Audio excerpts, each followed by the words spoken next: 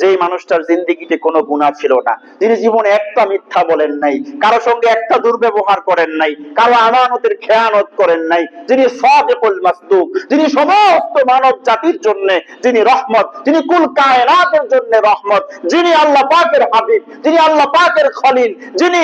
সাহিবুল মেরাজ, যে যাকে আল্লাহ রাব্বুল আলামিন মেরাজে নিয়ে গিয়েছেন, যিনি সাহিবুল কাউসার, যাকে আল্লাহ কাউসারের মালিক বানিয়েছেন, সাহিবুস শাফাআহ, যিনি শাফাআতের মালিক, কিয়ামতের দিন আল্লাহ যাকে সুপারিশ করে জান্নাতে নেওয়ার ক্ষমতা অর্পণ করবেন, ওই মুহাম্মদুর রাসূলুল্লাহ সাল্লাল্লাহু আলাইহি ওয়াসাল্লামের জীবনে কোনো গুনাহ ছিল না। তারপরেও রাসূল দৈনিক কম করে 70 বার তওবা আর ইস্তেগফার করতেন।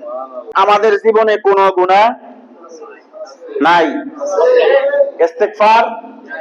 নাই, নাই, করি না ইস্তেগফার আমরা।